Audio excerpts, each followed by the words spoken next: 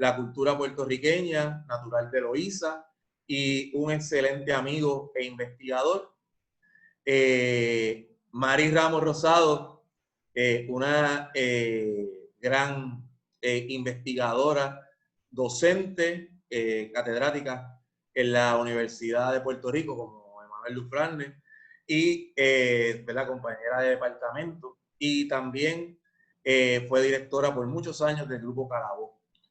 Esperamos, ¿verdad?, en estas charlas hablar más a fondo sobre eso. Y en esa foto, ¿verdad?, pusimos esa foto porque está con Yolanda Arroyo Pizarro, una escritora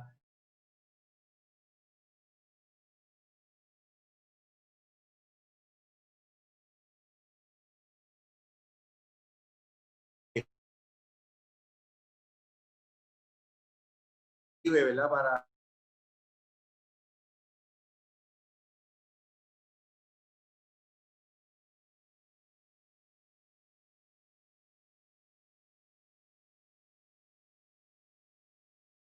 supuesto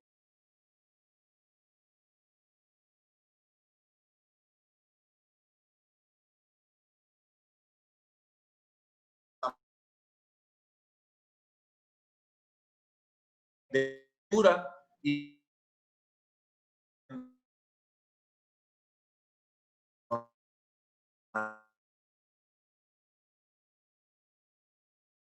han directa o indirectamente apoyado esto. Él es, imagínense, es uno de esos Cepedas que se ha destacado por su don de gente y por ese nivel de enseñanza que busca mantener viva la tradición constantemente. También Papo Alert de Mayagüez, un precursor incansable de las luchas culturales, ahí en Mayagüez, junto a Jamie, Lizzy y muchos otros, pues ha hecho un trabajo extraordinario. Todos ellos han hecho un trabajo extraordinario, los Galarza, Javier Muñiz, pues esos grupos y esas personas han trabajado arduamente para que se mantenga viva la tradición. Isabel Albizu, del área sur, otra gran y destacada exponente, maestra, amiga, ya falleció, pero sin duda su legado sigue vivo y nos sigue motivando a realizar este tipo de trabajo. Y hoy, ¿verdad? Por hoy, por último, tenemos a Gladys Rivera de Loíza, una gran maestra, Grupo Mayombe, un grupo que inspiró a otros grupos a formarse y que tenía un excelente espectáculo y participó de actividades como una que vamos a mencionar hoy, el Festival de Omniplena, que no pusimos aquí a Pedro Clemente porque lo vamos a mencionar más adelante, a Capitol, lo vamos a mencionar más adelante en la discusión, pero también sabe que siempre le dedicamos todo esto que hacemos también a Pedro Capitol Clemente. Así que con ese preámbulo iniciamos la discusión de hoy, que esperamos que sea del agrado de ustedes, que podamos educar, seguir educando y seguir manteniendo vivo el legado de todas estas personas y de muchos otros que, como son 6 talleres, pues vamos a seguir en cada taller mencionando a otras figuras para que puedan conocer más a fondo y esto estimule. Hay muchas investigaciones que están surgiendo sobre la bomba y la afrodescendencia, pues qué mejor que dar estos nombres para que se continúe la investigación y el trabajo cultural. Bueno, aquí la semana pasada pues tuvimos la actividad en ella tocamos varios aspectos. Uno de ellos fue hablar sobre la historia de la bomba. Como saben, nosotros trabajamos el tema de la historia de la bomba, hicimos una tesis doctoral que lleva por título Orígenes y desarrollo de la bomba en Puerto Rico, y tratamos de traer a colación los aspectos y de que existiera una bibliografía actualizada que toque todos estos trabajos que se han realizado sobre la bomba, y eso nos inspiró, como mencionamos, entre otras cosas, a realizar un proyecto el cual editamos con Jay Power Sotomayor, que es la revista del Centro Journal, en Hunter College, que actualmente se está comentando todos los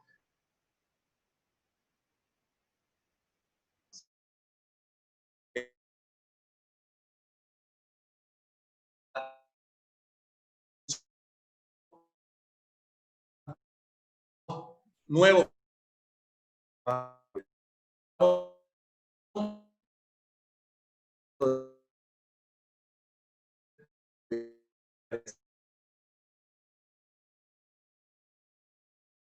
dialogar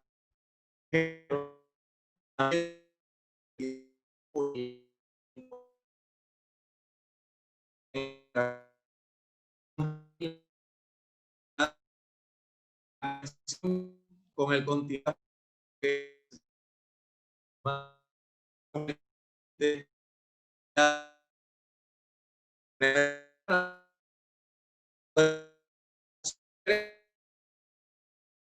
le digo a los estudiantes,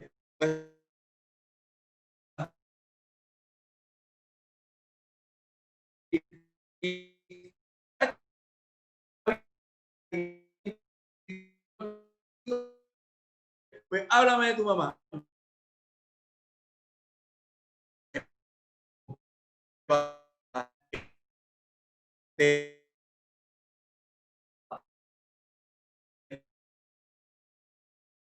Los temas y el contacto.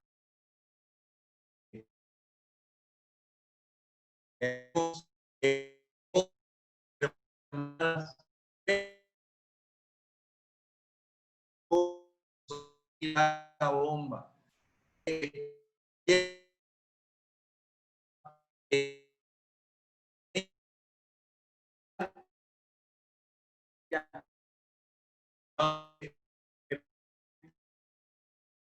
Del proceso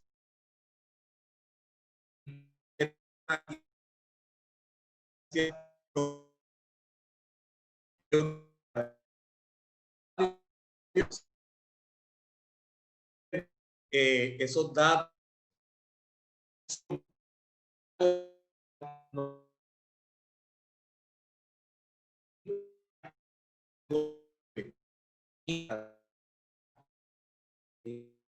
de Curazao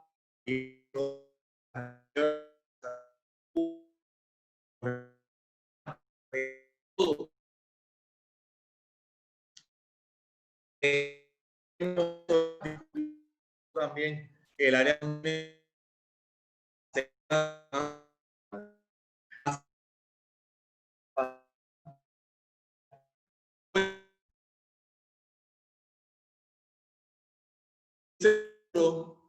que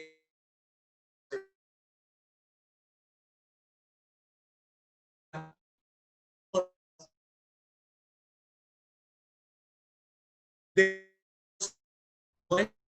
al decir bomba y plena.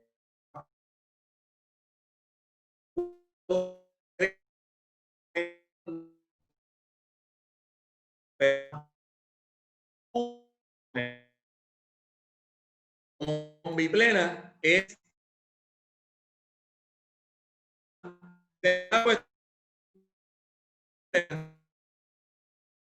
la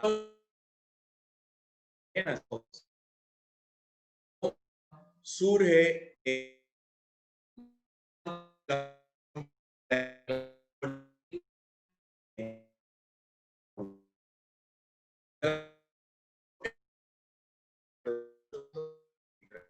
y la bomba surge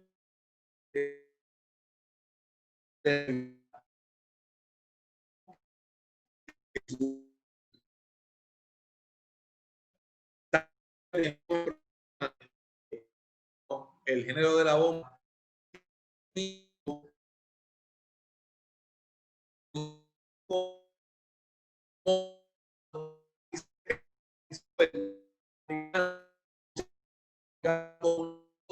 nos decían nada más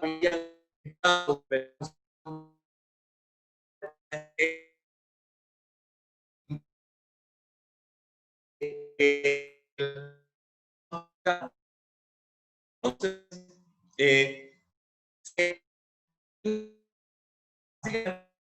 de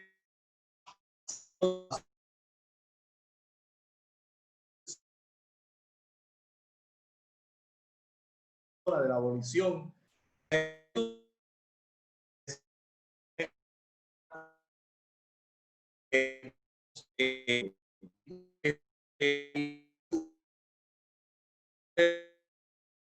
Al principio del siglo.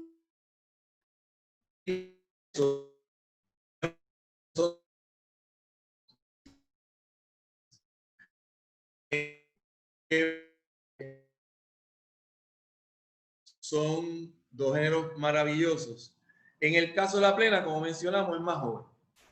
Es más joven que la bomba.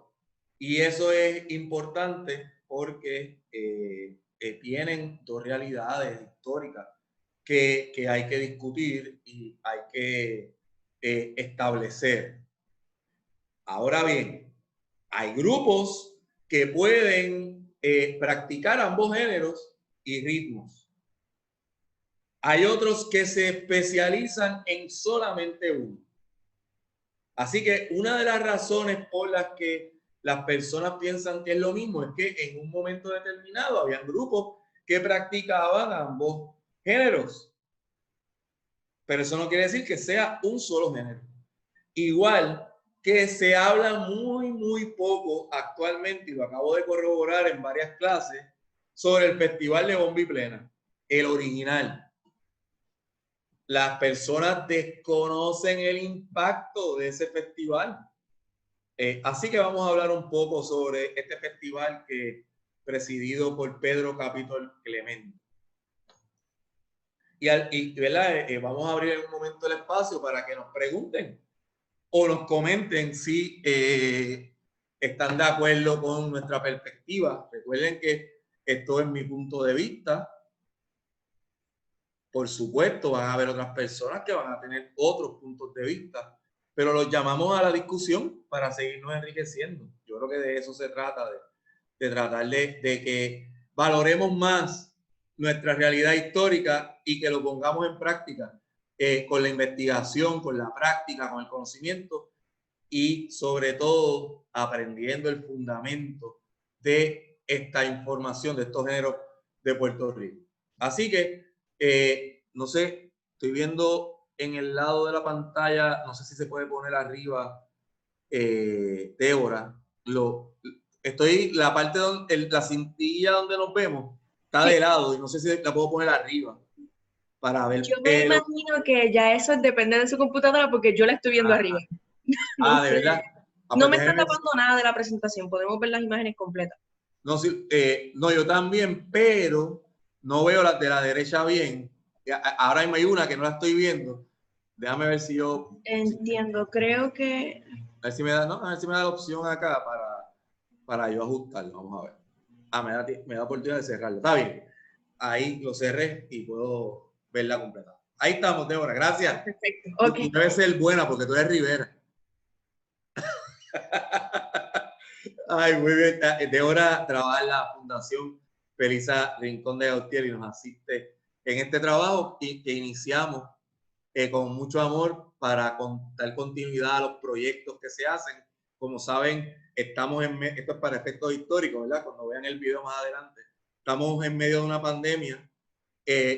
Hay unas restricciones y no nos permite ir a los distintos lugares donde se daban los talleres. Sin embargo, pues esto, al mal tiempo, buena cara, nos ha permitido explorar esta dinámica por internet que va a llegar a otras personas y van a poder también disfrutar de esto que hacemos con la fundación. Bueno, pues miren, vamos a empezar con los grupos de plena.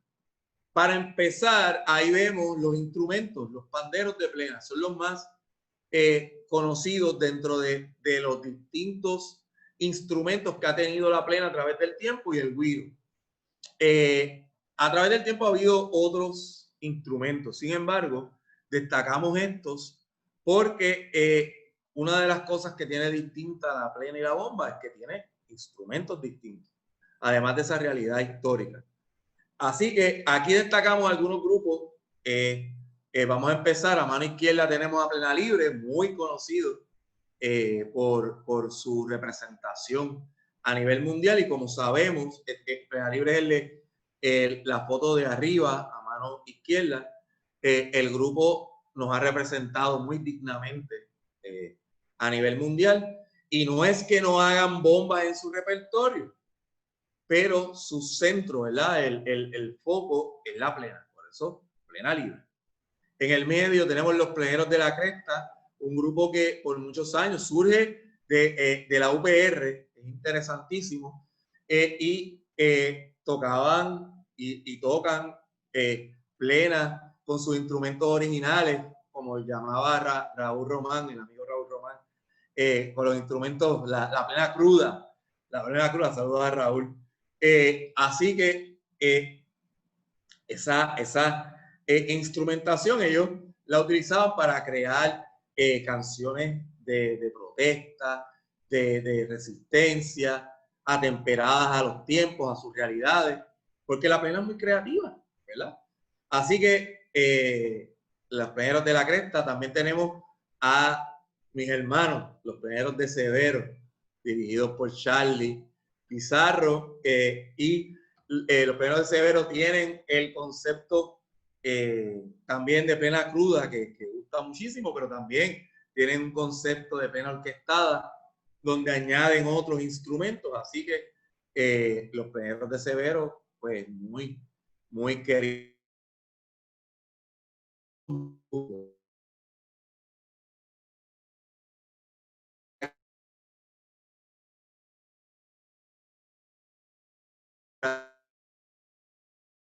Que trae esencia.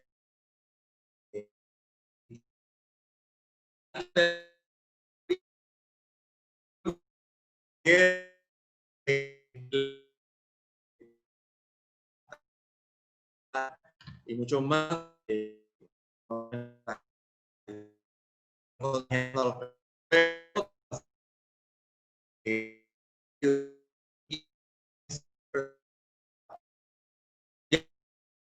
Porque queremos establecer hoy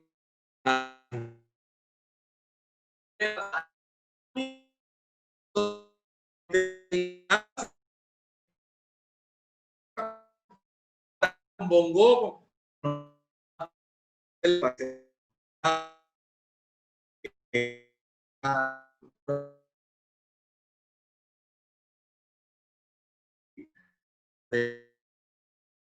en este concepto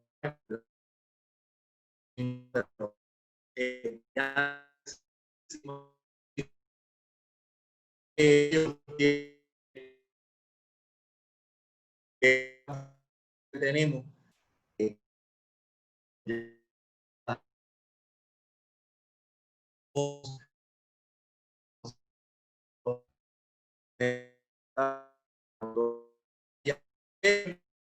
ahí van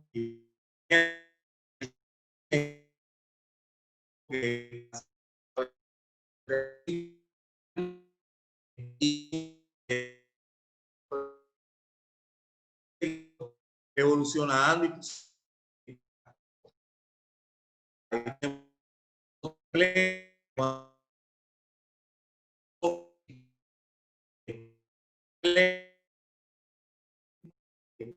algo que importa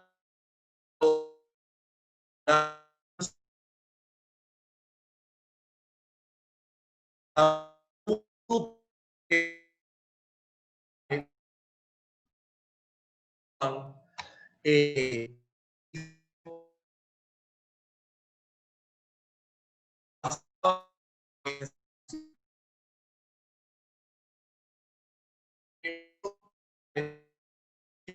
están arraigados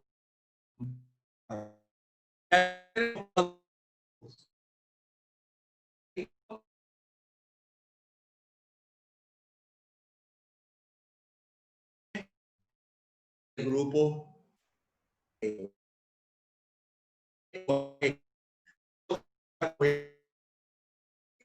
y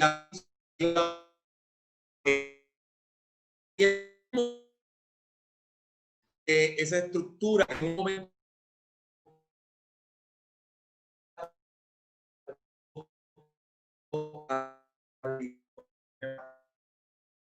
que baile su propia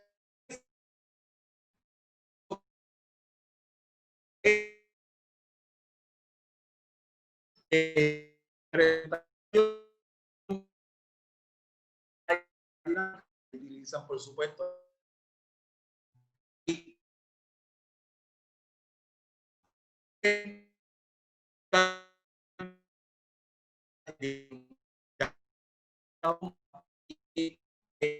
hoy hablamos ahí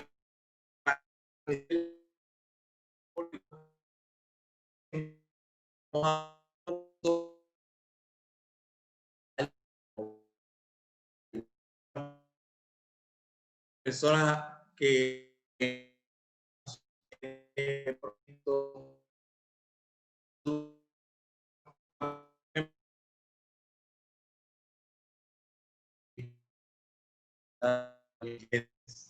así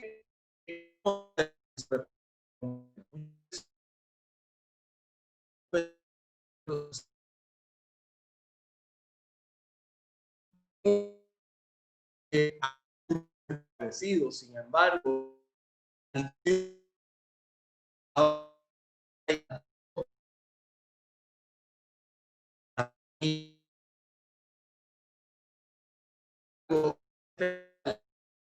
puntual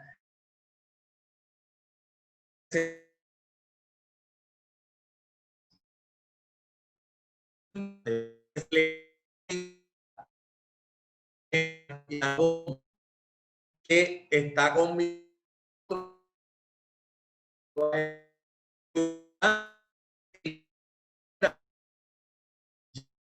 a nivel, esto es importante.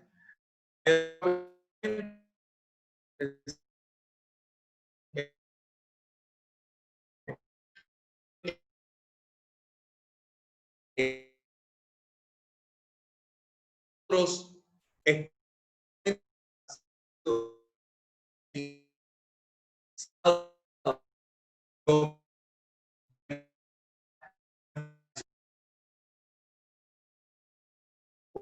géneros, por ejemplo,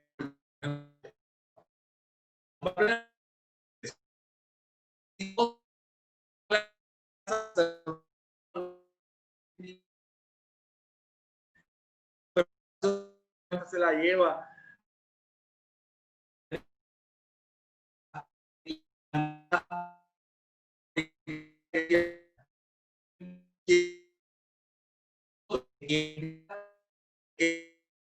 dividido por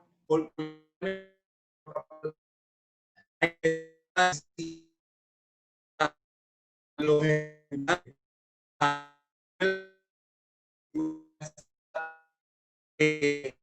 y muchos otros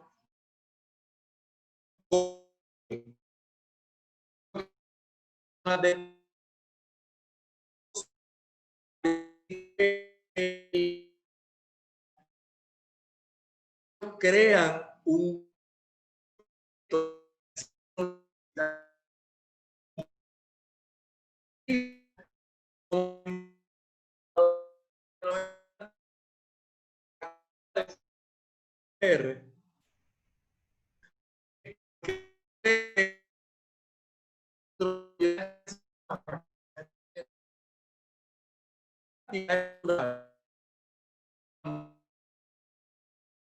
los tipos de música y ellos querían que hubiese una apertura a otros géneros, a la salsa, a la plena, a la bomba. Crean este grupo, empiezan a sonar, lo empiezan a conocer y les sucedió algo muy curioso. Los estudiantes de arquitectura tenían, de la UPR, tenían una batalla, estaban inmersos en una batalla que todavía hoy perdura y era la protección de Piñones. Estos estudiantes no querían que se expropiaran a las personas de Piñones, que no se hicieran, no arrasaran con el mangle, que no se destruyera la comunidad.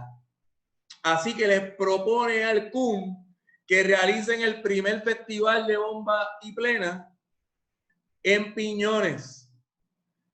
Así que el primer festival de Bomba y Plena fue en Monte Grande. Y para sorpresa de muchos, fue visitado por más de 50,000 personas. Y fue, entre otras cosas, el espacio en la tarima, también fue el lugar de reunión de muchas personas. Habían personas ejecutantes de la bomba del sur, del oeste, del norte, del este, de todo Puerto Rico, que se encontraron allí, que empezaron a revivir nuevamente unas ideas, que se estimularon nuevamente. Y aunque hay otros proyectos que también han contribuido, sin duda este ha sido uno de muchas aportaciones al quehacer cultural puertorriqueño. Así que para que tengan una idea, uno de los ejemplos que traemos a colación es la realización del festival, que inicia con estas presentaciones en Loíza y continuó generando actividades en todo Puerto Rico, en los Juegos Panamericanos, en Dorado, en Fajardo, etcétera. Y más aún, estimuló el surgimiento de otros festivales. Un consejo que recibió el CUM y Pedro Capitol Clemente fue que le pusieran números a los festivales e hicieran un afiche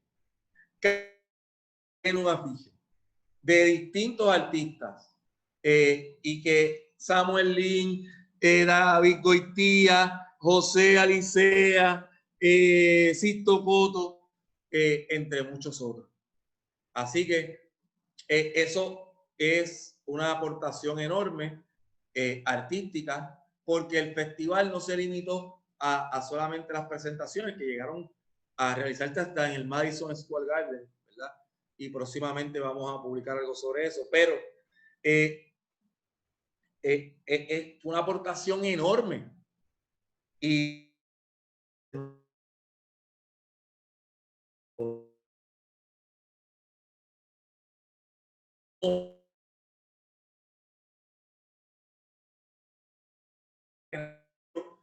tenemos que reconocer que el festival siempre hacía la salvedad con los grupos de ambos géneros.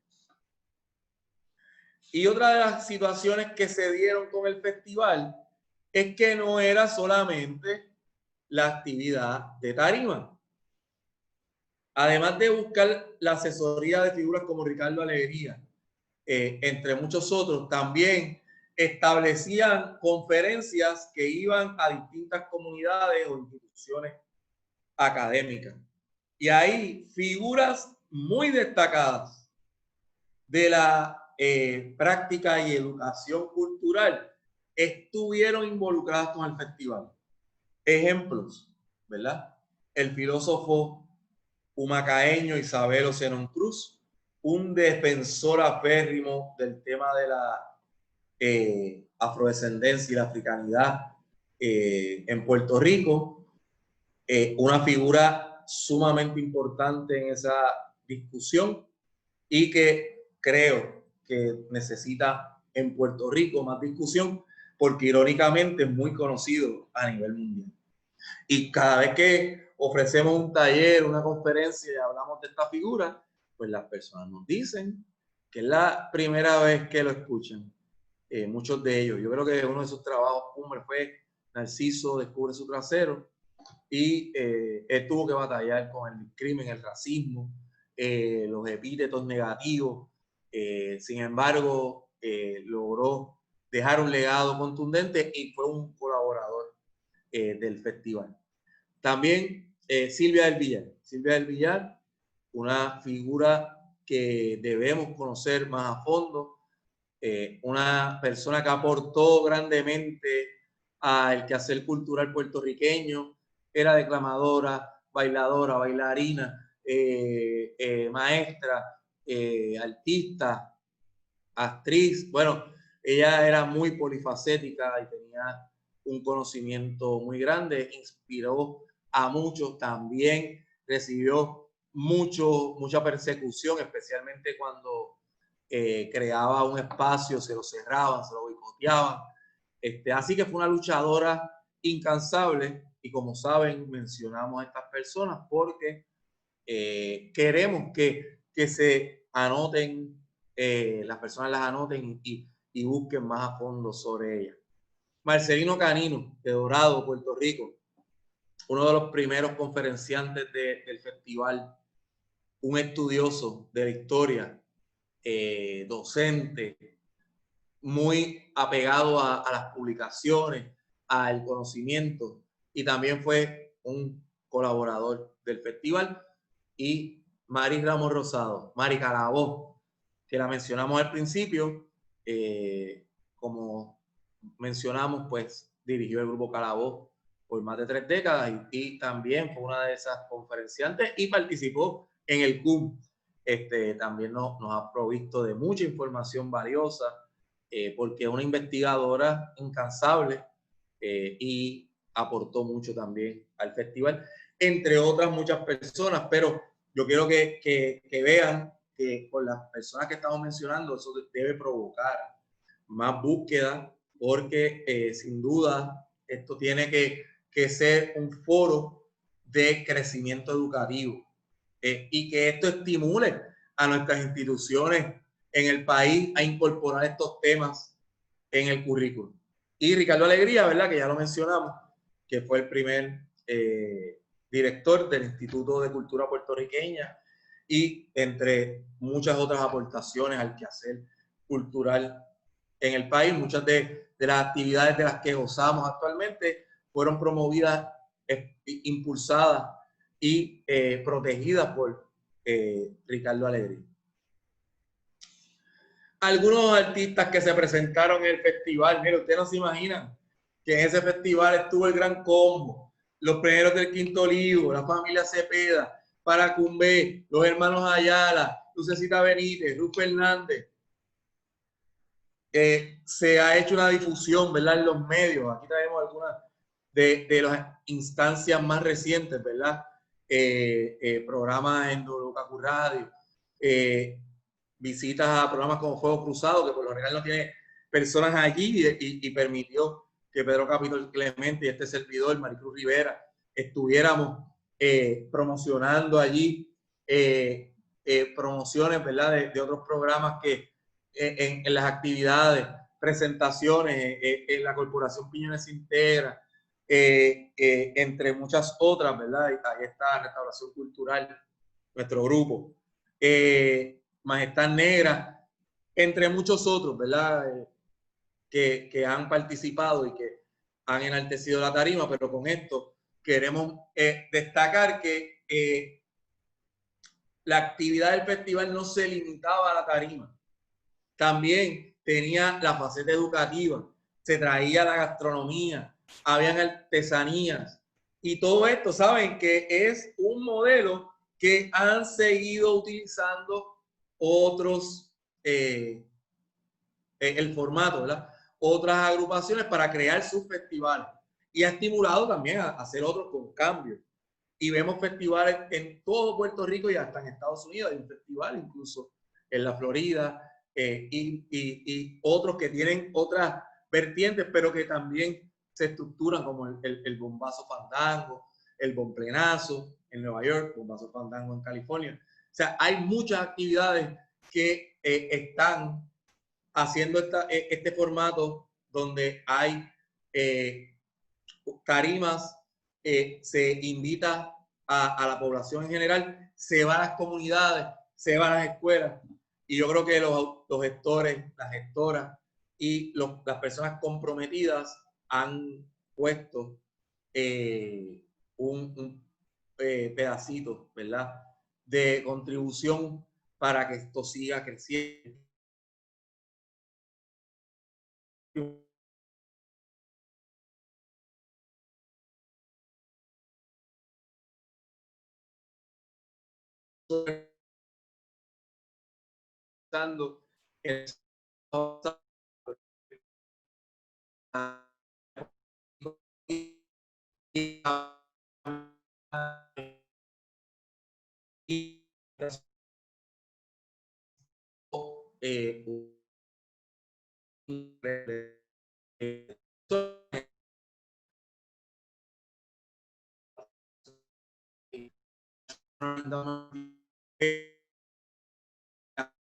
enfoque en la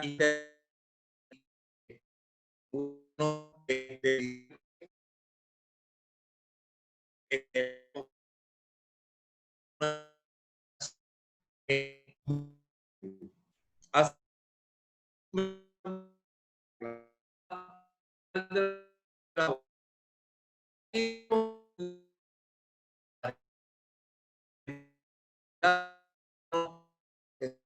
de cáncamo,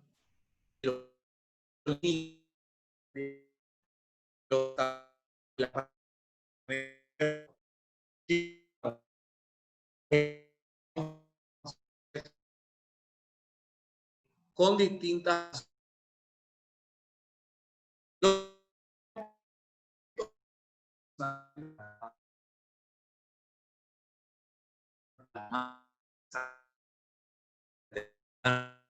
en nuestra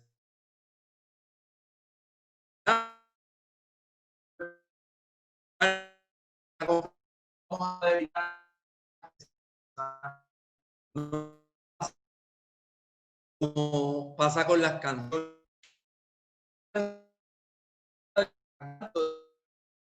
y no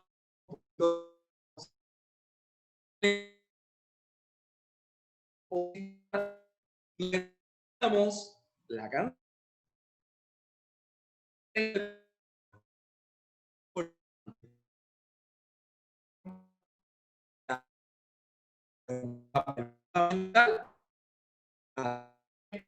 eh,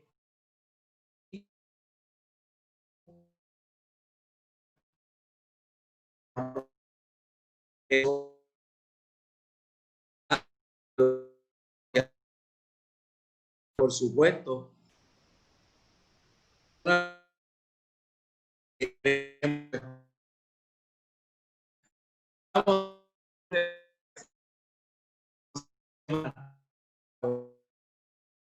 importante.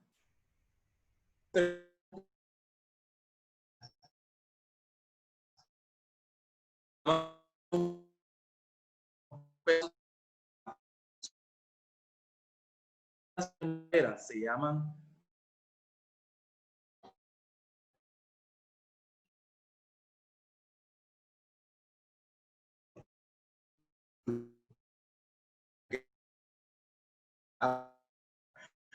cuñas. Y las cuñas, ¿verdad? Muchas personas las afinan dándole golpes.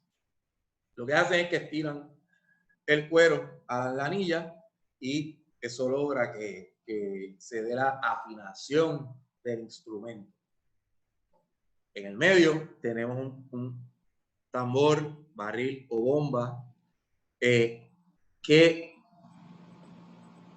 tiene una afinación de soga o torniquete. Otra de las afinaciones que uno puede observar en la bomba y también uno la ve a través del Caribe. Y por último, vemos ahí un estilo de cáncamo con el sello distintivo de Jorge Martínez, que vamos a estar hablando sobre eso, y que son también parte de esas piezas únicas que representan lo que es la bomba puertorriqueña. También tenemos los palos, unos palos que en la bomba se conocen como cuas. Originalmente se tocaban en el costado del tambor, actualmente en una superficie de madera. Y otras superficies, ¿verdad? Yo he visto la utilización de superficies como las del bambú, entre otras, pero el instrumento son los palos, ese par de palos que en algunos lugares, como él lo dice, en un momento se utilizaba solamente uno para marcar el tiempo. Pero el instrumento son esos palos, los cuas. Y la maraca, que está hecha de higuera y tiene semillas adentro. Vamos a ver la semana que viene también distintos estilos, o me parece que Bueno, podemos enseñarlas hoy para que las vean. Vamos a hacer una parte hoy en vivo para que también vean la dinámica. Débora asentó, eso quiere decir, estaban locos por ver la música. Muy bien, pero vamos a hacerlo, vamos a hacer. La maraca aquí está tocada por Nelly Lebrón Robles. Y en un momento dado, pues las cantadoras utilizaban la maraca para marcar el tiempo. La maraca es un instrumento vegetal, tiene semillas adentro y que le da ese amarre a la música. Y ahí se llega al complemento de todo. Así que ahí tenemos los instrumentos. ¿Dudas o preguntas antes de hacer la presentación en vivo? Por el momento entiendo que nadie tiene dudas, pero les recuerdo a los participantes que tienen el chat y en cualquier momento nos pueden escribir directamente a la fundación si tienen alguna duda o quisieran ponerse en contacto. Pues vamos a hacerlo así. Así que en el transcurso voy a hacer la parte en vivo y entonces las personas que nos pregunten. Muy bien, pues vamos a abrir aquí para ver.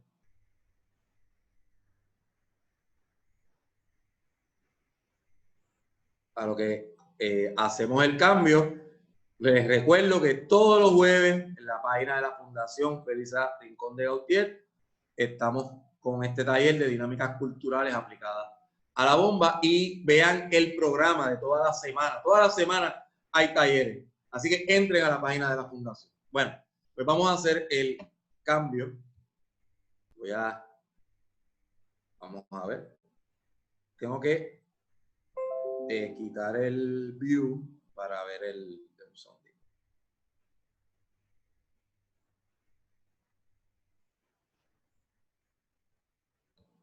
Estamos aquí, queremos ok. Débora, permiso, ¿me están viendo solamente o también están viendo mi pantalla? Estamos viendo la pantalla. Ok. Aquí, vamos a ver. Ahora solamente nos vemos nosotros. Muchísimas gracias, muchísimas gracias. Miren, vamos a ver si ven esta toma. Me avisan si la ven. Sí, lo vemos. Sí, perfecto. Sí. Vamos a ver. Todavía mandé a buscar un micrófono, no me ha llegado. Así que espero que me escuchen bien desde acá. Un poquitito. La escuchamos bien, la escuchamos sin problema. Sí, pues maravilloso. Vamos a ver si también lo pueden observar. Bueno, como mencionamos anteriormente, hay una gama de instrumentos que se utilizan a la hora de practicar la bomba puertorriqueña. Les mencioné que los instrumentos son confeccionados por artesanos y artesanas y son instrumentos y piezas únicas. Originalmente los tambores, barriles o bombas eran confeccionados de barriles de almacenaje. Yo siempre traigo el ejemplo del Chavo del Ocho. Ustedes saben que él se escondía y ahí la gente se acuerda de ese estilo, ¿verdad? Un barril grande. Y esos barriles se utilizaban para almacenar productos. En algunos lugares eran más grandes, en algunos eran más pequeños, pero se utilizaban para almacenar productos. Pues originalmente se utilizaban esos barriles de almacenaje para construir los tambores, barriles o bombas.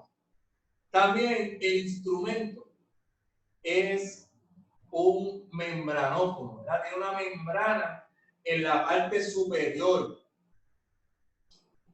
Y esa membrana, que es un cuero, una piel de chivo, de cabra, tiene una sonoridad particular. Y en el caso de la bomba, a los tambores que están afinados más graves, se les conoce como buleadores.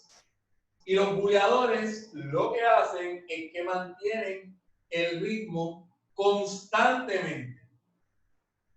También tenemos los que se afinan más agudos y ese tambor que se afina más agudo se conoce como primo o subidón.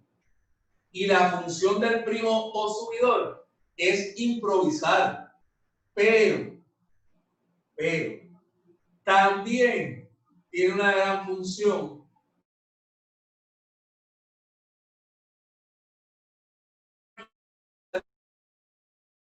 para que improvise en la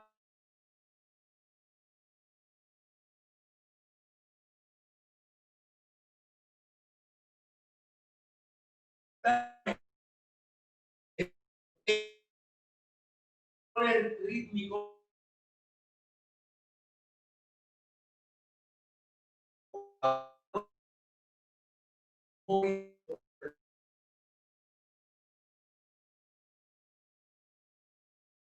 comienza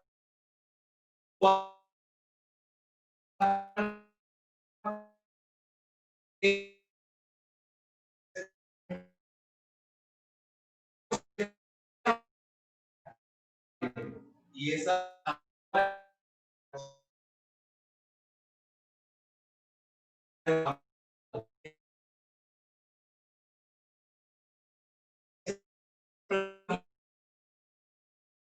no sé cómo pasé.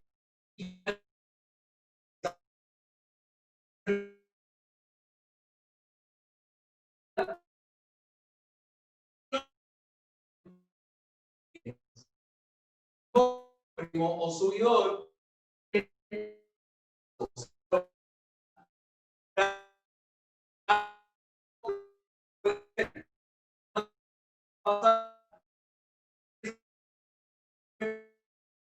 es simultáneo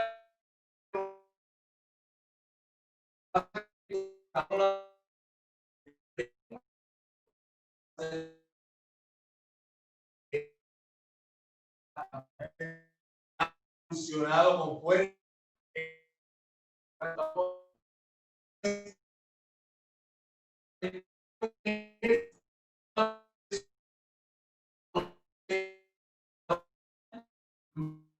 el idioma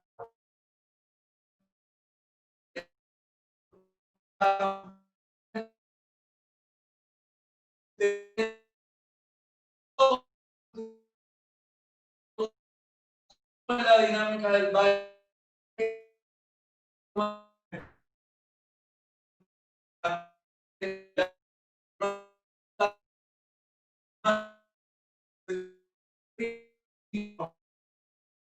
o sin dominarlo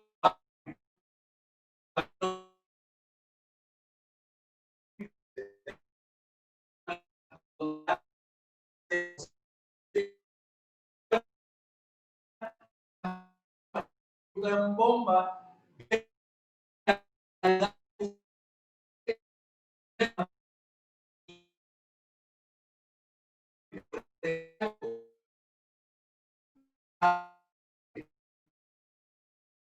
yo soy percusionista en la bomba, para tocar primo tengo que saber tocar la maraca, tengo que saber tocar los cuas, tengo que saber bullear, tengo que entonces practicar horas y horas y entonces empezar a practicar el primo o suyo. Así que eso, ¿verdad? Quería destacarlo. Porque es sumamente importante. Ahora, vamos a comenzar. En el tiro no se está viendo este tambor. Voy a alejarlo un poco. Recuerden que estoy con la computadora. Decidí hacerlo con la computadora y no con el celular porque ahí puedo controlar mejor el PowerPoint. Ya mismo tengo que eventualmente dominarlo en el celular, ¿verdad? Para poder utilizarlo. Ahí, ok. Vamos a...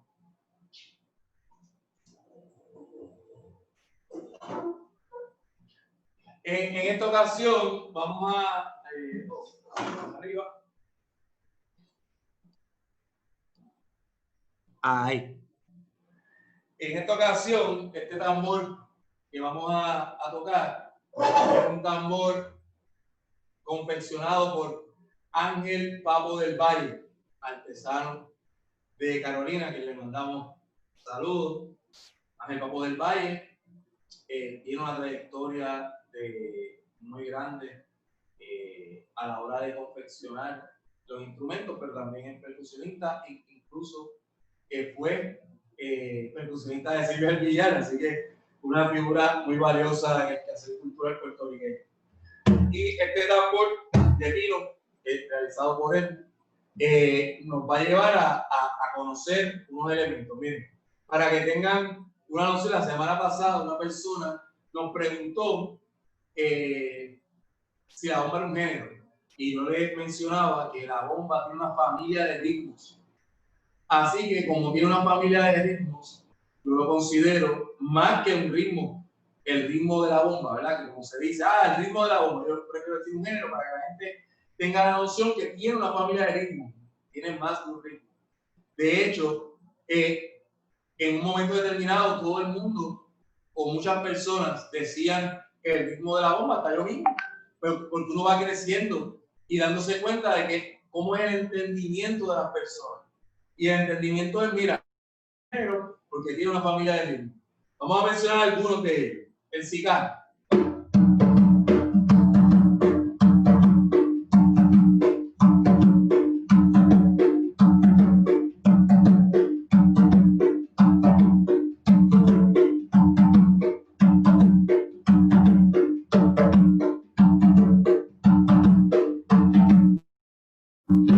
Seguro que están bailando en las casas, o yo espero por lo menos que estén disfrutándolo. También tenemos el cuembé.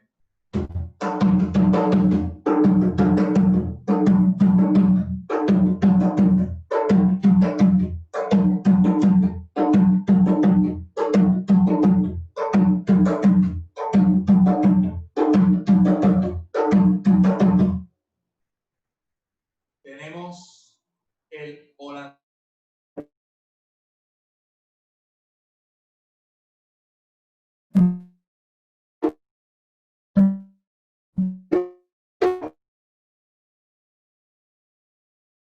Tenemos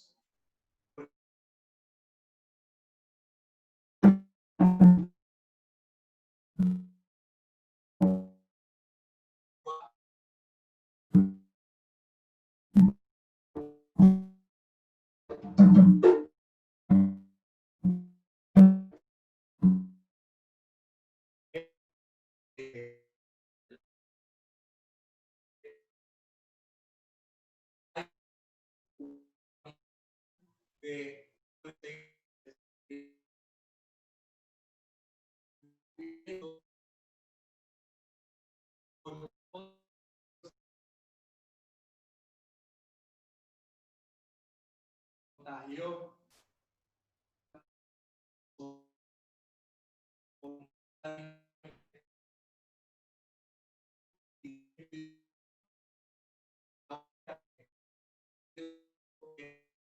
hundiéndose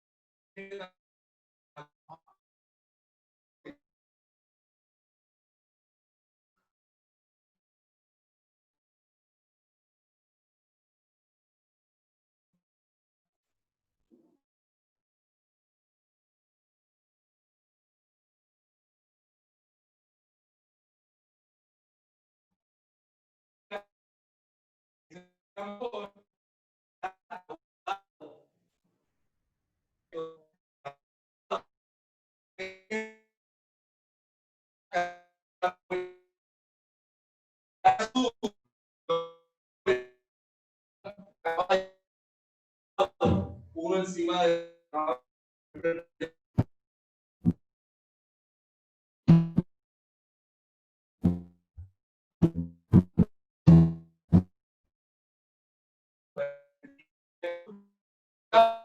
a caballo, era encima del tambor. Los tambores solían ser más grandes, le llamaban toneles, en otros lugares popoyes, y ese instrumento, en este caso de soga y torniquete, Este lo confeccionó Rafael Velázquez, el doctor Rafael Velázquez de Guayama, un obsequio que nos hizo. Y ahí uno puede ver que hay distintas formas de confección del instrumento. El primero que presentamos, el tambor que hizo Papo del Valle, ¿verdad? Es un tambor que es más práctico en términos de la realización, ¿verdad? De la utilización. Y yo creo que se ha difundido el hacer tambores que sean así como este más prácticos por la cuestión de poderlos mover de un lugar a otro, ¿verdad? Poder utilizarlo a la hora de la práctica cultural. Ahora bien, vamos por aquí. Por aquí vemos el tambor de cuña que les hablamos. En este caso, este tambor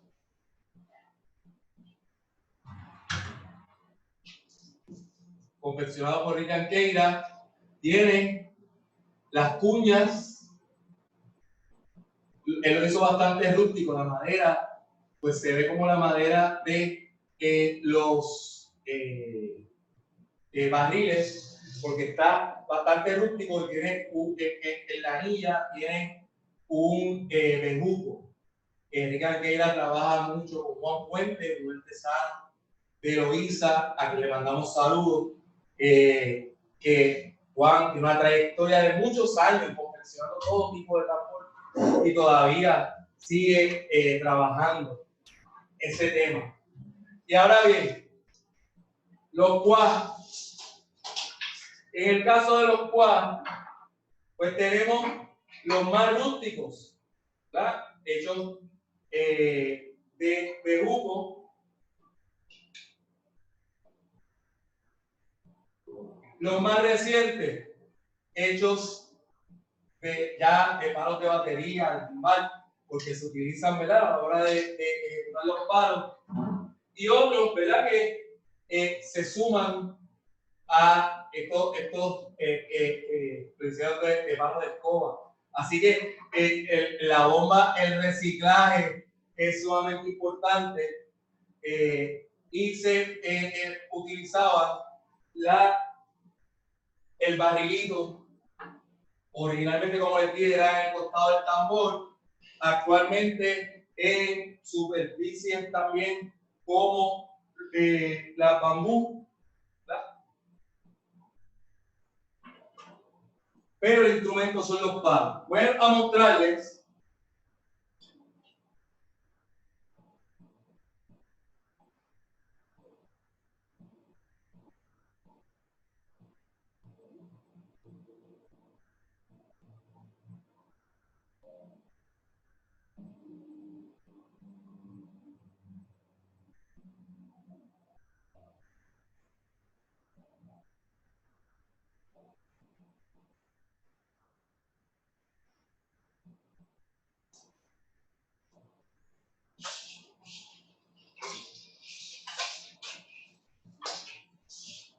este tambor hecho, ¿verdad?, por el maestro Iván Dávila, y así sucesivamente tenemos un sinnúmero de tambores que son hechos por distintos artesanos y artesanas. Y como les dije, la semana que viene quiero entrar más en ese detalle. Ahora bien, la maraca. Las maracas originalmente son hechas de higuera y tienen semillas adentro. Hay distintos estilos. Yo creo que hay distintos artesanos. Recuerdo cuando Carlos Cioro Padilla nos hacía maracas personalizadas y con cariño para nosotros, y hacía otros artesanos. Y hoy voy a traer algunos ejemplos. Esta es una maraca bastante rústica, hecha por Ricky Anqueira. Y ahí pueden apreciar el sonido, ¿verdad? El sonido de la maraca.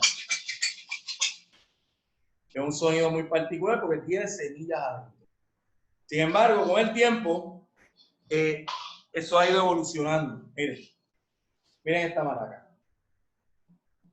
una maraca pintada. ¿Y a quién tiene la pintura? Nada más y nada menos que a Rafael Cepeda Tiles y a Caridad Brenes. Una pareja extraordinaria que tuve el gusto de conocer y participar en el grupo mientras estuvieron vivos. Así que imagínense la dicha que hemos tenido. Y esta maraca la pintó Alberto Galarza, de Mayagüez. Una maraca que tiene mucho valor para nosotros porque denota parte de eso que se puede hacer con lo que es, ¿verdad?, el instrumento. Y yo creo que siempre buscamos que sigamos ese proceso de crecimiento. Miren esta. Miren qué belleza.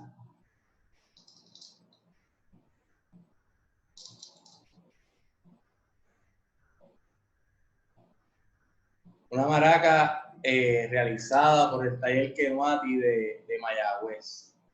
Una maraca que nos hicieron a Restauración Cultural con muchos de los niños y niñas que son hijos de nosotros y de esta nueva generación. Ellos tallan maravillosamente y hacen unos trabajos extraordinarios. Y esta que nos hizo el taller en Salinas, dedicada a Afrolegado, ¿verdad? El proyecto cultural que tenemos. Así que ha sido un trabajo arduo. Los artesanos y artesanas han trabajado para que podamos tener más información relacionada a lo que es nuestra música, nuestro patrimonio, la bomba. Y ahora, pues me gusta esta dinámica cultural utilizando el instrumento. Vamos a ver. Si hay preguntas o dudas, me dejan saber, ¿verdad?, para contestar. Vamos a organizarlo.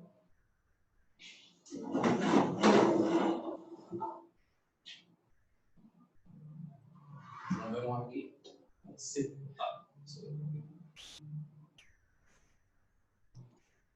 Ahí. Vamos a ver. Ahí está, ¿verdad?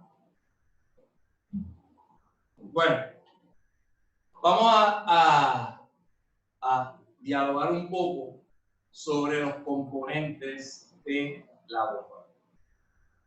Uno de los componentes importantes son las canciones. En el caso de las canciones, la bomba tiene un repertorio muy amplio y esas canciones, por lo general, lo que hacen es que recogen distintos temas, situaciones, en muchas ocasiones situaciones históricas, en otras ocasiones situaciones que están vinculadas a la creatividad de la persona que las compone, algunas tristes, otras alegres, pero van recopilando información desde el inicio del desarrollo del género hasta nuestros días. ¿Por qué esto es importante? Porque eso entonces provoca que algunas de las canciones estén escritas en creol.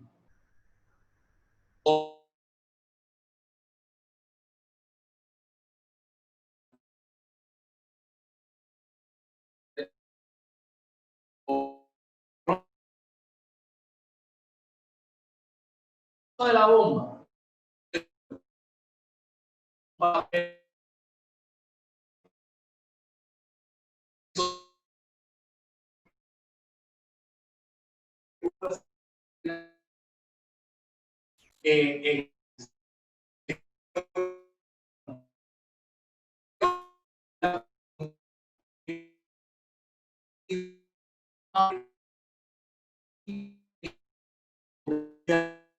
Especialmente del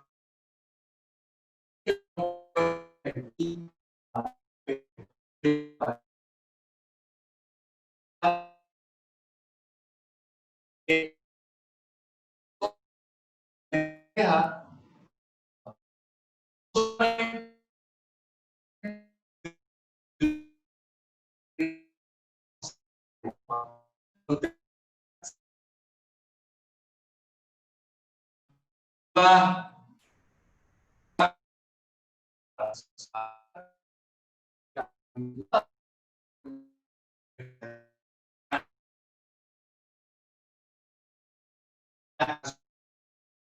también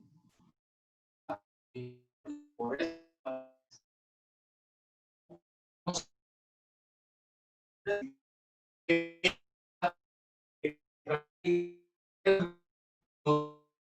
en el país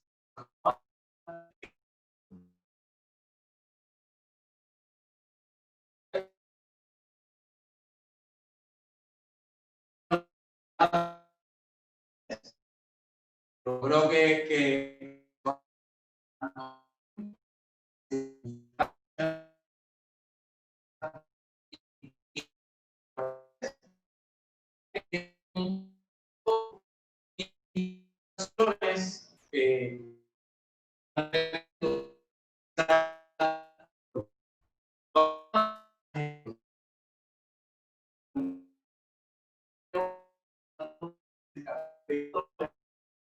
que no conocen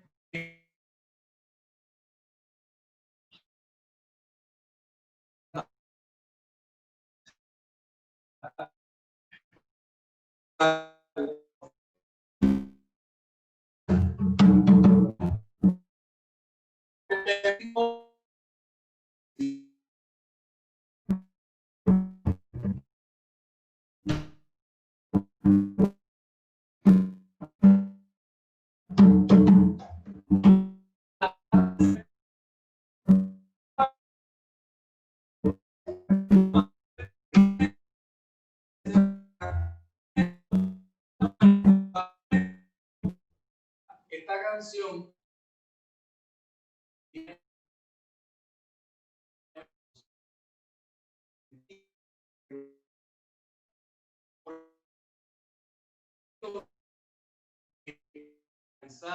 la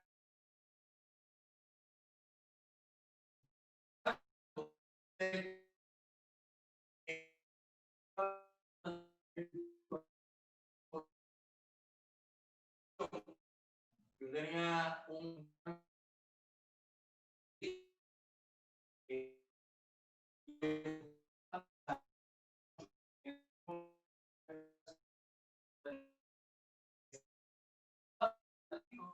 que le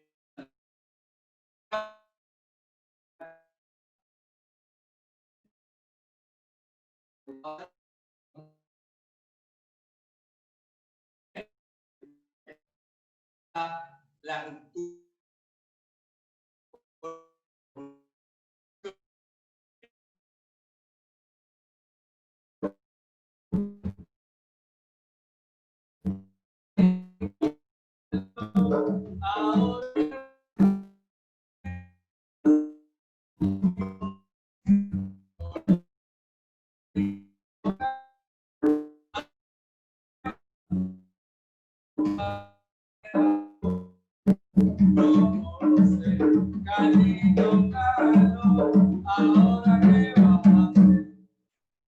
y va describiendo la situación de Carlitos y utiliza la métrica y la estructura de la bomba.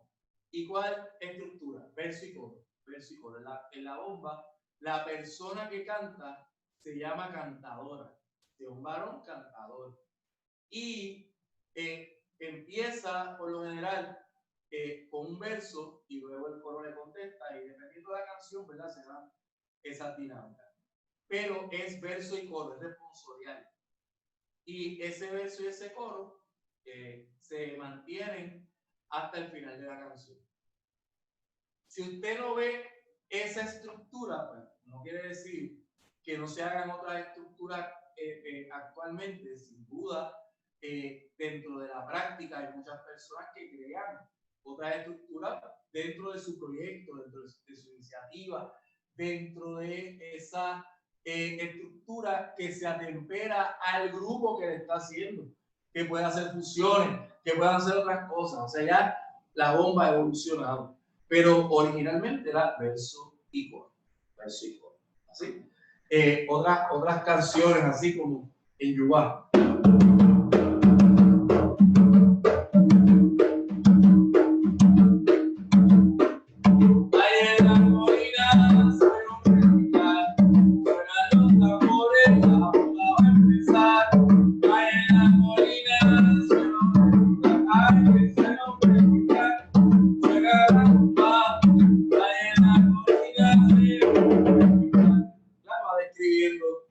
También cómo se va desarrollando la dinámica de la bomba en un espacio y la gente llega y todo esto y la canción va describiendo todo eso.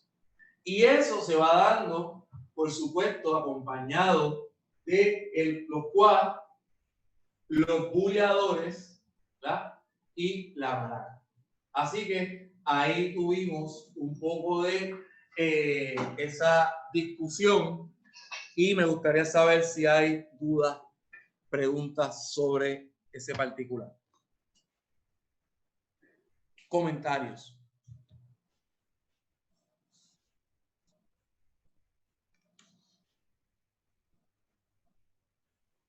Por el momento en el chat no tenemos a nadie. Entiendo que estamos... No hay problema, no hay problema. Yo creo que tiene que... Vamos a ver aquí. Ok. Vamos a cerrar hoy. Están... Ah, ok. No. Perdona, Pablo, tenemos preguntas por Facebook. Ah, ok. Vamos a... Las preguntas dicen, Charis Rivera, ¿qué significan los nombres de los ritmos? Pues miren, en eso tenemos, ¿verdad? Personas como Álvarez, ¿verdad? Que estudian la etimología de las palabras y muchas de ellas, la etimología responde a distintos ritmos que se han dado a través del tiempo y a deformaciones de algunas palabras incluso. Así que ya eso toca la antropología lingüística y que tiene dentro de ese desarrollo distintos significados. Por ejemplo, Álvarez Nazario menciona, por ejemplo, Leroy como liros, ¿verdad? Como la rosa, una deformación de esa palabra por la figura que hacían las personas que bailaban a la hora de ejecutar. De Cuembé, por ejemplo, dice que hay muchas palabras que están interconectadas, cumbé, cuembé, cumbia, y empieza a hacer una relación de ellas mismas. Así que muchas de ellas responden a esas estructuras que vienen desde otros géneros, desde otras prácticas y se van incorporando a los géneros en Puerto Rico.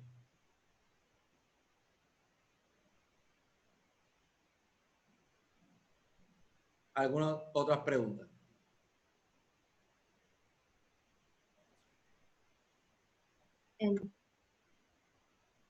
Entiendo que por el momento ninguna otra pregunta por Facebook, así que estamos bien. Muy bien, pues voy a transmitir nuevamente porque la semana pasada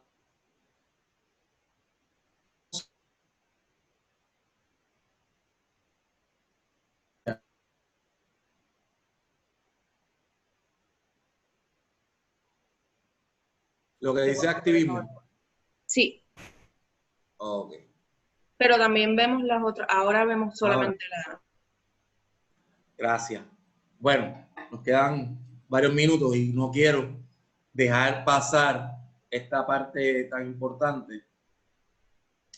En un momento determinado hubo unos grupos que se destacaron por realizar un gran activismo a la hora de la bomba. Muchas veces nos dicen que la bomba es lucha y resistencia. Pero ¿a qué se refiere esa lucha y esa resistencia? La primera forma de comprender esa lucha y esa resistencia es entendiendo que hay un deseo de mantener vivas las tradiciones. En la clase pasada hablamos de esos grupos que en los años 50 estuvieron realizando un trabajo excepcional. Antes de ello, grupos como el Eustaquio Flores, entre otros, estuvieron ahí realizando sus actividades. Pero en los años 50 sucedió algo muy particular. Y es que surgen unos grupos que eventualmente reciben el apoyo de instituciones organizadas, entre otras el Instituto de Cultura en 1955. Y ahí ese apoyo del instituto y de otras instituciones hacen que grupos como la familia Cepeda cojan mucha fuerza, grupos como los hermanos Ayala, antiguamente bomberos de Loíza, que me parece que mencioné que cuando yo entrevisté a Raúl Ayala, a Ario, él me menciona que entre las cosas que menciona, dos cosas muy significativas. Una, que ellos se llamaban los bomberos de Loíza y que le cambiaron el nombre porque la gente los confundía con los bomberos que apagaban fuego. Me inspira en la tesis a escribir el concepto bombeador para los grupos, porque así se rompe la confusión. Y tengo que reconocer que fue algo creado buscando eso. Y qué bueno que ha sido aceptado. De hecho, ya hay hasta publicaciones que tocan ese concepto bombeador, así que pues, qué bueno que se ha aceptado. También, otra cosa que me llamó mucho la atención fue un comentario de Raúl que decía que a ellos los acusaban de anegrar la televisión. La televisión tuvo mucha participación de los grupos. Rafael Cortijo y su combo estaban en el show de las 12 bien frecuentemente, que era en un momento dado un programa que tenía una difusión increíble en el país. Así que Raúl me hace ese comentario y créanme que yo sé que viene detrás de un racismo institucional muy fuerte y que se tuvo que batallar con tenacidad. Y a la misma vez eso le da una apertura al reconocimiento a nivel isla y afuera. Así que estos grupos son emblemáticos, son fundamentales en el proceso histórico. Sin embargo, también hay otros grupos que comienzan a realizar unas dinámicas importantes, especialmente para crear un activismo que es significativo en el país. Y ahí podemos destacar el grupo de Mayombe, de Gladys Rivera, y la maestra Gladys Rivera, quizás conocida por muchos, pero no ha sido reconocida por otros, y Gladys jugó un papel fundamental porque ella como maestra, como docente, contagió a su comunidad estudiantil y crean un proyecto, los Procuradores del Arte, que es muy especial porque empiezan a retomar lo que es la bomba, lo que es la plena, lo que es el baquiní, a la hora de enseñar y contagiar y crear proyectos educativos que llegaran a otros. Posiblemente nunca se imaginaron el impacto que iban a tener. Impacto en los jóvenes, creando los mayombitos también. Impacto a nivel internacional y local, trabajando con Lelolay, con el proyecto de turismo, trabajando invitados afuera, entre otros. Y ese grupo, yo recuerdo que cuando Capitol Clemente hablaba de los grupos que se habían presentado en el festival, reconocía con gran pasión lo que era el grupo Mayombe. Así que Gladys, maestra Gladys en Loíza, también jugó un papel fundamental porque hoy hablamos de la bomba y vemos que hay grupos en todas partes y que está bien difundido y que siguen apareciendo, pero tanto como mencionamos en la clase pasada, tanto esos ejecutantes de antaño, que lo hacían sin esperar ningún tipo de reconocimiento, porque los apasionaba, porque era su forma de vida, porque era una manera de socializar, de resistir a los abusos que se tenían, de utilizar la bomba como un vehículo de resistencia, pues también tenemos que reconocer los que lo estructuraron para llevarlos a otros escenarios. Y tenemos que mencionar también a Calaboz, ¿verdad? Marí Ramos Rosado creó el grupo Calaboz, y ese grupo yo puedo destacarlo primero porque en un momento dado tuvo mujeres tocando los tambores, en un momento donde la bomba fue bastante patriarcal y no permitía que las mujeres tocaran los instrumentos, y eso fue la tradición en muchos momentos, y Calaboz fue pionero en ese sentido.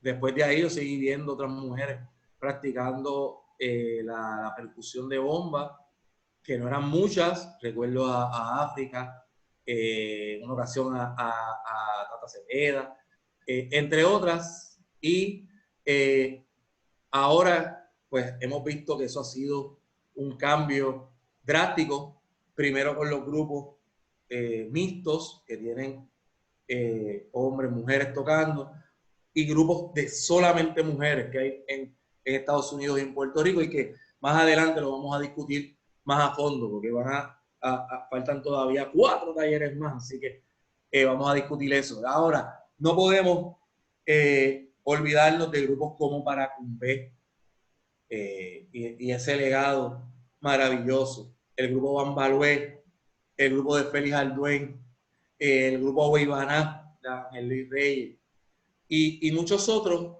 que estuvieron bien comprometidos en crear espacios para que otras personas practicaran la bomba, y que a su vez eso creó nuevos líderes, nuevas figuras que contagiaron a otros, y que han hecho que la bomba haya recibido ese impulso, especialmente de sus ejecutantes, de sus gestores, de sus hombres, de sus mujeres, de sus personas, ante la evidente ausencia en el currículo educativo del país. Nosotros tenemos una clase de bomba con crédito y no saben cuán complicado fue ofrecerla. De hecho, nosotros propusimos esa clase en Puerto Rico, y siempre había como que ciertos escollos. Sin embargo, nos invitó Washington University, Shannon Dockley, Marisol Berrío, Robert Carpen, nos llevaron a Washington a ofrecerla en un semestre allá en el 2014, y eso motivó a que luego la pudiéramos realizar en la UPR Carolina en varias ocasiones, que hubiesen otros ofrecimientos que tuviéramos, ¿verdad?, que también involucraban la bomba, como la clase de cultura y folclore en Ana de Méndez, la clase de historia de la música en la Inter, y actualmente la clase de bomba con crédito ya oficialmente en la Facultad de Estudios Generales en la Universidad de Puerto Rico en Río Piedras, ¿verdad?, en la que soy facultad. Así que me gustaría con esto detener, ¿verdad?, la discusión de lo que estábamos proyectando, porque me gustaría escuchar los comentarios de los y las participantes para entonces poder comentar sobre ello. Vamos a ver, comentarios. Vamos a hacerlo esta última parte, una conversación para cerrar. Okay. Hilda, no sé si me escuchas y no sé si tú puedes ver en Facebook algún otro comentario, alguna otra pregunta. Vamos a ver. No tenemos otra pregunta en Facebook. Yo tengo una pregunta. Adelante. Porque si mal no recordaba, yo también pensaba que los nombres de los ritmos tenían que ver con la zona geográfica de la isla o las haciendas donde se crearon esos ritmos también. Bueno, en términos de eso, es que hay unos ritmos que se destacan por ejecutarse en una región de la isla. Vamos a hablar sobre eso. En el caso de Loíza, uno tiene unos ritmos que mayormente se ejecutan en Loíza o que proceden de la región de Loíza. ¿Por qué decimos esto? Porque actualmente hemos visto que se han cruzado las regiones. ¿Por qué digo esto? Porque ahora uno puede ver grupos de Loíza que ejecutan distintos ritmos. Ya no se limitan a los ritmos que tradicionalmente surgieron en esa región. Y esto no pasa únicamente en Loíza. También pasa en las demás regiones. Vamos a ir por cada región. Cuando uno va a la región de Loíza, uno puede destacar el que allí se practica el seis corrido y el corbé. Han habido otros ritmos como el mariandá que se han perdido con el tiempo. Sin embargo, estos dos han mantenido su estructura y han tenido unas variantes a través del tiempo. Cuando uno mira estos ritmos en Loíza actualmente, se tocan bien rápido. Y es curioso porque Loíza ha tenido una apertura a través del tiempo. Hoy, si uno quiere ir a Loíza, uno dice, pues voy para Loíza con un carro y pasa los puentes y llego a Loíza. Antiguamente no. Antiguamente, Loíza tenía dos formas primordiales de llegar. El Ancón, que era una embarcación, y la carretera de Piñones. Por eso, cuando nosotros conversábamos, por ejemplo, con Raúl Ayala, él nos decía, mira, mucha gente nos pregunta, ¿quiénes son primero? ¿Los Cepeda o los Ayala? Y él decía, pues mira, realmente yo no sabría decirte con certeza porque yo no salía mucho hacia la zona metropolitana, que era donde estaban los Cepeda. Los Cepeda estaban mayormente en la zona de San Mateo de Cangrejo, actualmente Santurce. Y él decía, pues mira, yo realmente no te podía hablar con certeza por ese detalle, porque hoy día tú ves que la gente llega a Loíza y comparte y participa de las fiestas de San Patricio, ¿verdad? El santo patrón, o participa de las fiestas de Santiago Apóstol, el patrón más pagano, ¿verdad? Del pueblo ahí, que son las fiestas que más se conocen, porque las personas desconocen la participación irlandesa allí y San Patricio, que se celebra en abril, a diferencia del el santo patrón pagano, Santiago Apóstol, que ese es el que todo el mundo visita en julio y conoce. Así que él nos mencionaba esto y a nosotros pues nos hizo bastante sentido ese hecho de cómo se desarrollaba esa bomba en las carreras y en otros lugares, y que ellos tenían sus prácticas y muchas veces no conocían lo que sucedía en otros lugares. A diferencia de hoy día, que evidentemente hemos tenido una difusión mayor, especialmente ahora con las redes sociales. ¿Verdad? Esto que estamos haciendo llega se masifica, llega a las personas, pero también si yo pongo mi video de bomba, yo lo miro, me gustó lo que vi, me lo aprendo, lo hago mío, lo incorporo en mi repertorio y ya forma parte de mi nueva realidad sin tener esa conciencia de lo que se daba en las distintas regiones y, como dice Dufran, de las sutilezas de cada región. Ahora bien, si yo voy a Santurce, ahí uno ve cómo se practica el sicá, el yubá, el holandés, que tiene unas peculiaridades a la hora de ejecutarse ahí. En Cataño, ¿verdad? Que tuvieron tradición de bomba, y ve cómo se practica el yubá de Cataño, cómo se hacen en las distintas dinámicas en Cataño. Cuando uno va al sur, que en el sur, siempre decimos el sur porque son varios pueblos que se distinguen por practicar la bomba: Guayama, Arroyo, Salinas. Saludito a todos mis amigos de allá. Y no digo primero a Ponce porque quiero romper con esa visión. La gente dice, pues la bomba de Ponce. Sí, hay bomba en Ponce.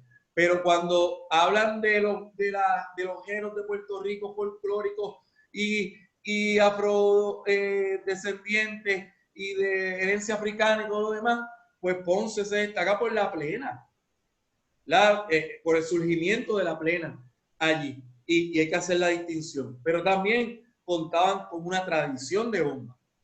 Igual que Mayagüez, que tiene una tradición de plena, pero también tiene una tradición de bomba. Y esa zona oeste, Moca, San Germán, tienen y han tenido una tradición de bomba original y que tiene sus ritmos, ¿verdad? En Mayagüez holandés ha tenido una difusión enorme, igual que el yubá, y muchos, ¿verdad? Dicen que tiene una procedencia natural de esa región oeste. Así que vemos cómo y ese holandés que tiene sus vínculos con la relación con lugares como Curazao y Holanda, y esas personas que venían de potencia holandesa y que inyectaron también a la bomba, y por eso ese término holandés, ¿verdad? Que se vincula a esas personas y a los vínculos comerciales de esas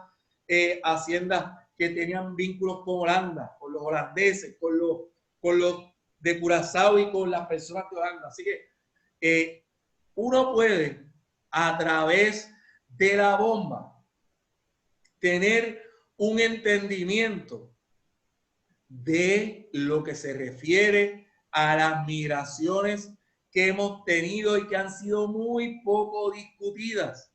La gente habla de la Real Cédula de Gracia de 1815 como un impulsor de cambiar la población, que mayoritariamente era negra, para empezar a blanquear la población. Oigan, históricamente hemos tenido otras migraciones. Aquí, comunidades como la de San Mateo de Cangrejo se forman por reales cédulas de gracia que permitían que llegaran personas de potencias enemigas españolas y se ubicaran ahí, primero en Puerta de Tierra, y las arenas areniscas que no le permitían cultivar lo hizo irse moviendo. Oiga, y Cangrejo arriba, Cangrejo abajo, ¿verdad? Y llegar hasta Sabana Bajo en Carolina. O sea que no era una región pequeña, no era un sector pequeño lo que eventualmente se convierte en Santurce. Era un pueblo fundado por personas negras. Igual que esas migraciones, Haití jugó un papel fundamental en la historia del Caribe. Cuando hablamos de revoluciones, de procesos revolucionarios, no podemos olvidar a Haití, que tiene la primera revolución en el Caribe.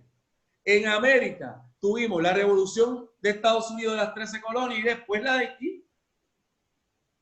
La gente conoce la de las 13 colonias y conoce muy poco de la de Haití. De hecho, no conoce a su héroe, no conoce a Toussaint Louverture, no conoce al general Dessalines y a Alexander Pétion y a muchos otros, porque no conocemos nuestra historia caribeña.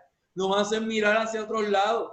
Y esos héroes que combatieron allí, combatieron por la libertad, combatieron por romper con ese poderío de 20% de personas blancas y 80% de personas negras que estuvieron sometidas a ellos, que no recibieron los mismos derechos que reclamaron los franceses en la Revolución Francesa y no la aplicaron a sus colonias, especialmente a esa colonia que era la más costo efectiva para Francia en ese momento. Y muchas de esas personas migraron a los lugares amigos más cercanos, como nos dio Luis González Valle, historiador de Puerto Rico, quien nos dijo, pues mira, muchos de ellos escaparon hacia Cuba, y por eso vemos la tumba francesa en Cuba, y hacia Puerto Rico, y por eso vemos esa influencia haitiana en la bomba, especialmente en esa zona oeste, que se nutrió tanto y que vemos tantos apellidos allí, Alduin, Boirier, Alel, que son el remanente de esa relación que todavía no se conoce y no se estudia tanto. Así que de ahí, Débora, vemos que tenemos esa influencia y que está viva todavía en el legado de nuestra bomba puertorriqueña, y que no podemos ver la bomba como un proceso insular. Como decía Pedreira, el insularismo de Pedreira de los años 30 en el siglo XX, ¿verdad? Que éramos pequeños, que éramos una isla con pocos recursos, que estábamos ahí apartados de la realidad del Caribe. No, no. Definitivamente esto es una mirada más a la inmigración en el Caribe y el Gran Caribe como concepto completo. Tenemos creo que una pregunta aquí de Héctor, uno de los participantes. Si me escucha, puede quitar el micrófono, prender el micrófono si quiere hacer la pregunta. Y buenos días, Héctor. Gracias, profesor Rivera. La pregunta mía es tonta, pero que me dijeron que no hay tontas preguntas, ¿verdad? Es solamente, ¿verdad?, que yo entré tarde por ciertas razones, ¿no? Y oí que usted dijo que hay vaquiné y vaquiní. Yo quisiera saber cuál es la diferencia entre vaquiné y vaquiní. No sé si oí bien o hay una diferencia entre esas dos músicas, ¿no? Esos dos actos, o sea. Esa sería mi pregunta. ¿Cuál es la diferencia? Héctor, agradezco la pregunta. No hay pregunta tonta. Créame que la idea es que aclaremos las interrogantes, y eso es importante para nosotros. Ese es el proceso educativo, así que no para nada. Y antes de contestar, quiero dejarles saber que los videos de estas conferencias se van a quedar en la página de la fundación, ¿verdad? Usted destaca que llegó tarde, pues vaya y consulte, ya van a ver con 2 videos y van a ser 6. Así que es una serie importante. Sí, lo que sucede es que en Puerto Rico se ha conocido siempre el velorio de un niño negro como vaquiné. Sin embargo, muchos de los estudiosos de esa lingüística y de la etimología de la palabra dicen que el término correcto es vaquiní. Así que yo he escuchado ambos conceptos y se refieren, como mencioné, al velorio de un niño negro. Antiguamente, para mí es bien curioso mencionar, porque muchas personas dicen, ¿y por qué se hacía con música, con alegría, con juegos esa práctica? Pues tiene, de hecho, Francisco Oyer tiene una obra que la gente pues ve ahí la dinámica antigua. En Puerto Rico, después de los años 70, pues la mortalidad de los niños ha ido reduciéndose. Sin embargo, antes era mayor. Así que esto se daba con más frecuencia. La maestra Gladys Rivera, en una entrevista que le realizamos circa por el 2011, nos decía que el vaquiné o vaquiní, Emanuel Dufresne dice que debemos, ¿verdad?, considerar la palabra vaquiní, que es la correcta, era la actividad que se realizaba, el velorio, ¿verdad?, de este niño negro, y se hacía con estas actividades porque se pensaba que el niño en efecto era un angelito, y se hacía festividades porque como los angelitos iban al cielo, si subían llorando, se les mojaban las alas.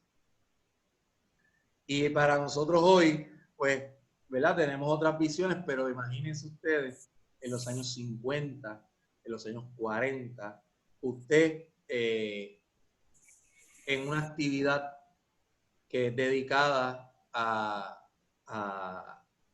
este velorio de un niño y ¿verdad?, con las creencias de ese momento.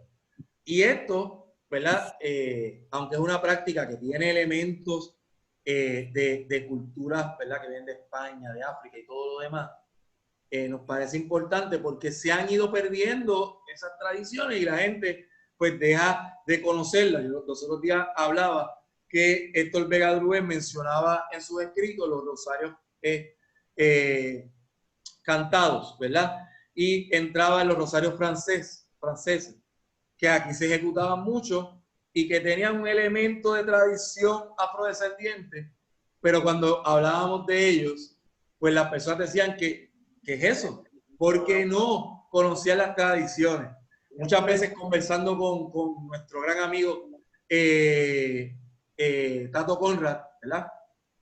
Él nos decía, oye, Pablo, tu familia de parte madre de Cacao, allí hacen una promesa de Reyes el 5 de enero y todavía utilizan muchas veces hasta instrumentos que ya no se utilizan en el país, como la marímbula, y allá en el campo de Carolina, y todavía cantan en francés. Y eso se suma a las promesas de Reyes, a los rosarios cantados, entre muchas otras tradiciones que se han ido perdiendo. Y por eso es tan importante que nosotros sigamos documentando esta información, porque si no, en la medida que van cambiando los tiempos, se pierden. Así que para nosotros ha sido de verdad una hemorragia de placer, como siempre, haber compartido con ustedes. Estas 2 horas se han ido muy rápido, pero ya han pasado 2 horas. Así que me gustaría invitarlos a que compartan con nosotros. Primero, que consulten los videos que ya hemos realizado, realicen sus comentarios, vayan a la página de la Fundación Felisa Rincón de Gautier.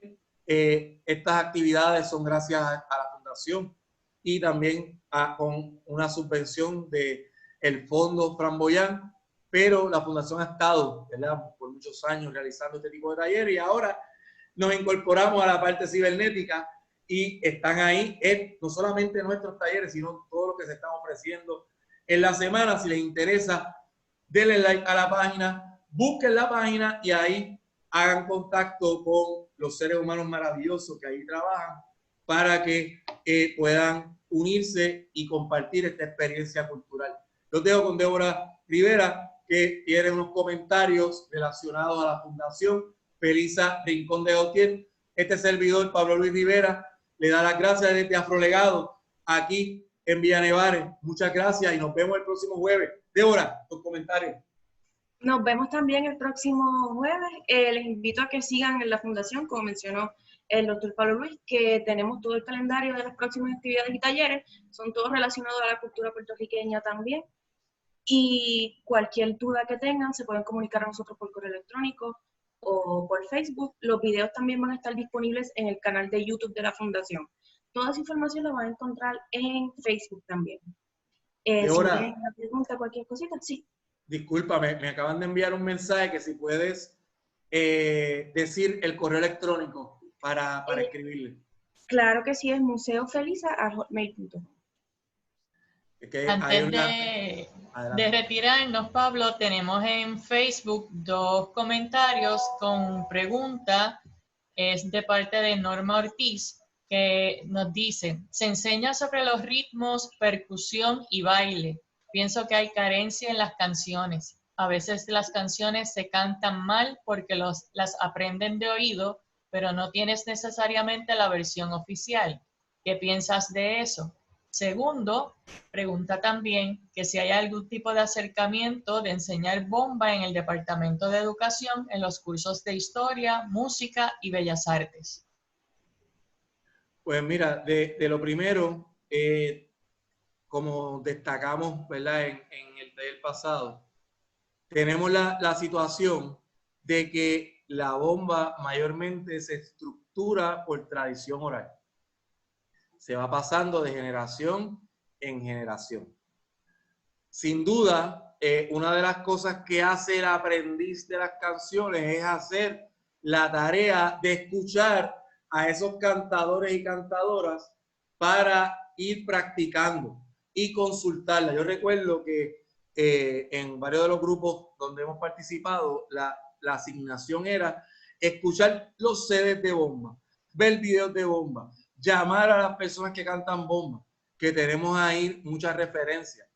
De hecho, por eso una de las iniciativas que hemos tenido en Afrolegado ha sido traer a personas como Nelly Lebrón y George Rosario a dar talleres sobre la enseñanza del canto de bomba, y Marcos Peñalosa Pica.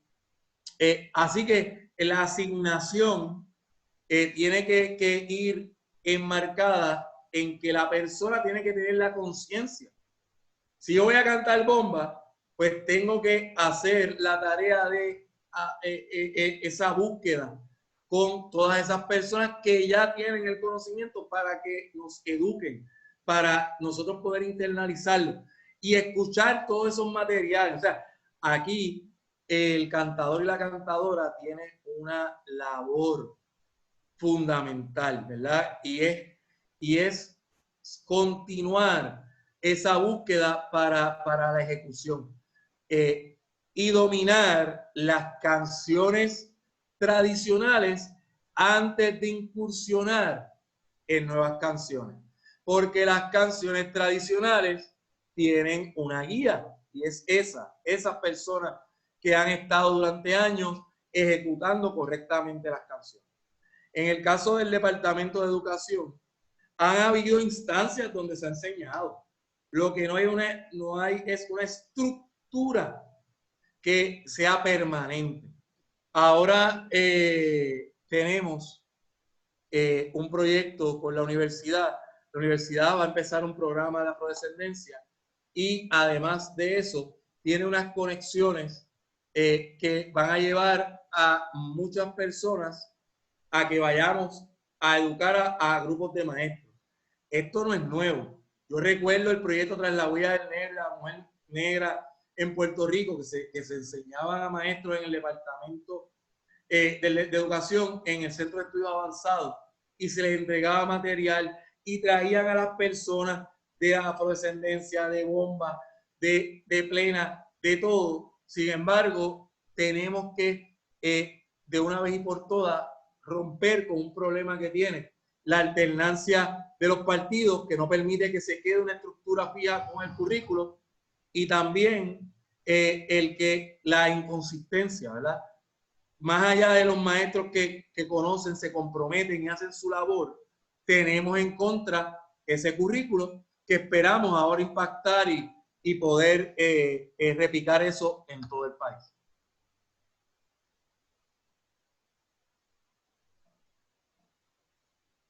Y por supuesto, más compromiso de algunos grupos para llegar a esos lugares. Yo sé que una de las cosas que ha destacado a los grupos es que vamos a las escuelas, ¿verdad? Todos los niveles, a las universidades, dentro y fuera. Para mí el problema es el hecho de que aparezca oficialmente en el currículo, pero el departamento, ¿verdad?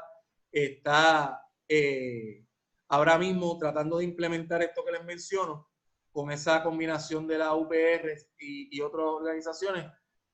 Vamos a ver qué pasa, porque estamos en año de elecciones. Esperamos que se le dé continuidad y no volvamos a empezar y haya esa inconsistencia que se ha dado por años. Muchas gracias, Pablo. Ya en Facebook no tenemos ninguna otra pregunta, ni aquí en Zoom. Gracias a las personas que han hecho preguntas con esas preocupaciones. Los saludo a todos los que han participado. Gracias y reafirmamos, la Fundación Felisa Rincón de Gautier tiene varias actividades en la semana. Contáctenlo y estamos nosotros los jueves a las 10 dándole continuidad a este taller de dinámicas culturales enfocadas en la bomba puertorriqueña. Pablo Luis Rivera, para servirle. Muchísimas gracias, Pablo, y con esto ya damos por finalizado el taller. Nos vemos entonces el próximo jueves con Pablo y les recomiendo nuevamente que vuelvan a visitar la página de la Fundación para ver nuestro calendario de actividades. Muchísimas gracias, mi nombre es Deborah Rivera y fue un placer. Hasta la próxima. Buen día. Buen día.